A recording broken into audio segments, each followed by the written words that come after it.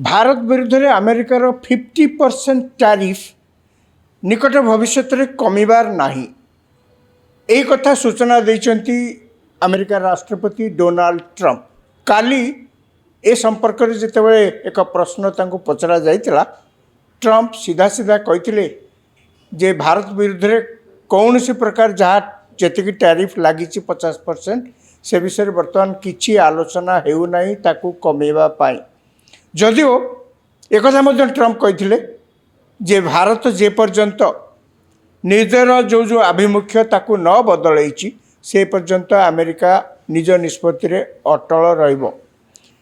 अवश्य अमेरिकार राष्ट्रपति डोनाल्ड ट्रंप निज निष्पत्ति रे अटल रहिबे। आज जहाँ भाविचंती काली मध्य बदल जाई पारे, संध्या बेल को बदल जाई पारे, एटा समस्त पृथ्वी रे जानिचंती। तेणु ट्रंप निज जिद रे अटल रहिबे एवं भविष्य रे 50% टैरिफ भारत विरुद्ध जहाँ लगा जाइछि से जे न कमिब याकु मध्य अस्वीकार करा जाई पारे नाही। किंतु ट्रंप जेभली भाव नोबेल पीस प्राइज पे तत्परता प्रकाश करी चारिआडे प्रेसराइज करुचंती एवं भारत तांको मना करदेला से निश्चित भाव भाविथिबे जे मु जेतिके आशा करथिली नरेंद्र मोदी भारत प्रधानमंत्री मते नोबेल पीस प्राइज पे अंततः मो नाटा रेकमेंड करेंगे तांकर सेथरे पानी पशिगला एवं से ट्रंप आम उपर रागी भारत उपर रागी 25 को 50 करदे। जो रशिया रू कहुच्छे आम तेल आणुचु बोलिकी पेट्रोलियम पदार्थ तेल आणुचु बोलिकी अमेरिका रागिकी आम उपर अधिका 25% टैरिफ लगे। ये केवल गोटे कल्पना छड़ा आउ किछि कह जाए न पारे कहीं ना अमेरिका निजे मध्य व्यवसाय करछि रशिया सहित। यूरोपियन यूनियन सबुठु बेसी तेल एवं गैस रशिया रू किणे। आम अपेक्षा चाइना बहुत अधिक तेल रशिया रू किणे। या सत्वे ट्रंप आम उपर रागी माने भारत उपर रागी ए प्रकार बयानबाजी सबुदिन प्राय कहया गले भारत विरुद्ध दौरान एवं भारत विरुद्ध लगे 50% टैरिफ कमेबे नाही बोली बारंबार कहते। लगा प्रतिदिन प्राय अमेरिका राष्ट्रपति सांबादिक सम्मेलन करती व्हाइट हाउस रे विभिन्न प्रसंग पर जी जहाँ प्रश्न करती बा सरकार तंकर जहाँ निष्पत्ति नहीं था से विषय में से सांबादिक सम्मेलन में कथा पड़े ट्रंप उत्तर दियंती प्रश्नर इत्यादि इत्यादि। लगातार 4 दिन काल ट्रंप जितेबाला यही सांबादिक सम्मेलन कले नहीं हठात ना सोशल मीडिया रे आलोचना आरंभ हो गला जे ट्रंप आउ नाहंती। वर्तमान या पर तो ट्रंप आसिले एवं आम उपर जेमती साधारण भाव में रबई खबई हवा कथा भारत विरुद्ध ता तो से होउचंती।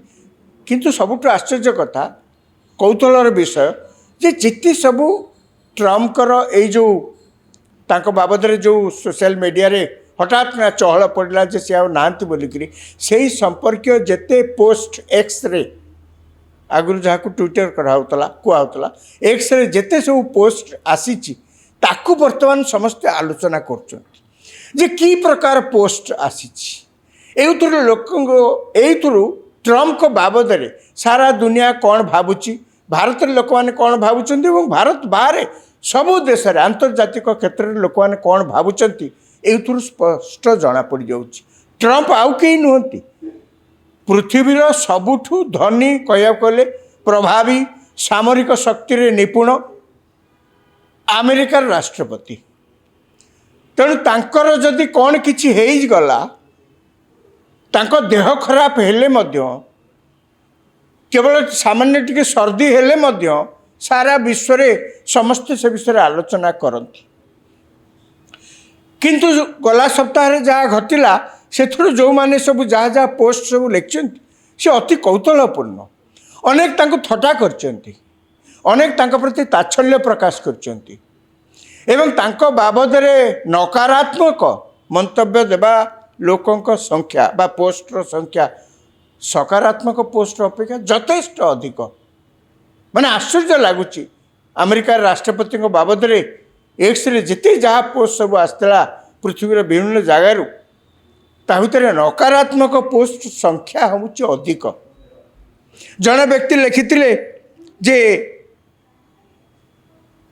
ଯଦି ରହିବା ଦରକାର ପଡ଼େ ଟ୍ରମ୍ପଙ୍କର ଫ୍ୟୁନରାଲକୁ ଯିବା ପାଇଁ, ତାହେଲେ ଏଇ ଫ୍ୟୁନରାଲ ବୋଧେ ସବୁଠୁ କମ୍ ସଂଖ୍ୟକ ଲୋକ ଆଟେଣ୍ଡ କରିବେ, ଏଇଭଳି ଭାବରେ ମନ୍ତବ୍ୟ ତାଙ୍କୁ ଦେଇଛନ୍ତି।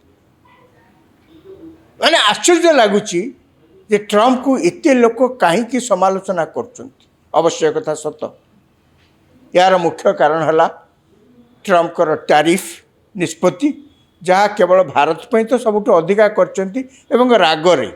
କାହିଁକିନା ଆମେ ତାଙ୍କୁ କହିଲୁନୁ ଯେ ଆଙ୍କୁ ଶାନ୍ତି ନୋବେଲ ପ୍ରାଇଜ୍ ଦିଆଯାଉ। କାହିଁକି ନା ଆମ ସରକାର, ପ୍ରଧାନମନ୍ତ୍ରୀ ନରେନ୍ଦ୍ର ମୋଦି ବା ଭାରତ ସରକାର ସିଧା ସିଧା ରୋକଠୋକ କହିଲେ ଯେ ଭାରତ ପାକିସ୍ତାନ ମଧ୍ୟରେ ଯେଉଁ ଯୁଦ୍ଧ ଚାଲିଥିଲା ସେ ହଠାତ୍ ବନ୍ଦ ହୋଇଗଲା, ସେଥିପାଇଁ ଆମେରିକାର କୌଣସି ଭୂମିକା ନାହିଁ।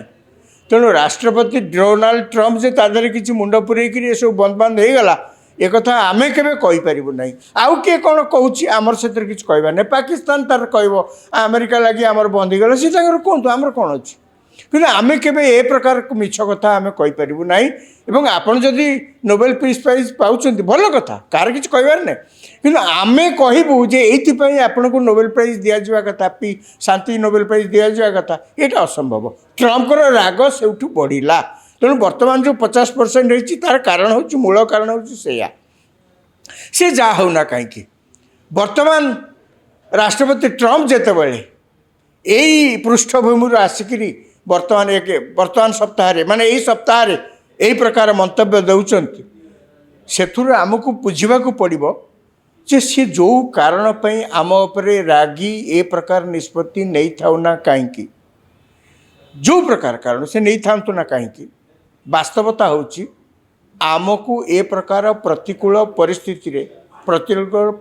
ପରିସ୍ଥିତିକୁ ସାମ୍ନା କରିବାକୁ ପଡ଼ିବ। ଆମେ ଚାହିଁଲେ ସେ କମେଇ ଦେଇପାରିବେ ନାହିଁ ଏବଂ ଆମେ ମଧ୍ୟ ତାଙ୍କ ଇଚ୍ଛାକୁ ପୂରଣ କରିବାକୁ ଯାଇ ରଷିଆ ସହିତ ଆମର ସମ୍ପର୍କ କାଟିପାରିବୁ ନାହିଁ।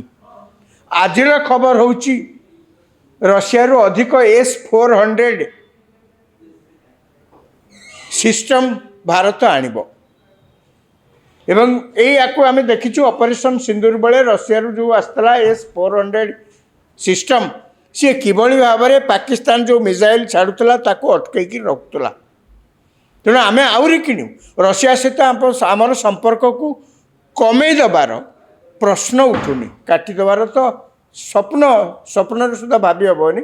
ରଷିଆ ସହିତ ଆମର ସମ୍ପର୍କ ଅତୁଟ ରହିବ ଏବଂ ଆଜି ଯଦି ପୃଥିବୀ ଦେଖୁଥାଏ ଯେ ଭାରତ ଧୀରେ ଧୀରେ ଆମେରିକା କ'ଣ ଚାଇନା ଆଡ଼କୁ ବେଶୀ ନିକଟତର ରହୁଛି ଚାଇନାର, ସେଥିରେ ମଧ୍ୟ ଆଶ୍ଚର୍ଯ୍ୟ ହେବାର କିଛି ନାହିଁ।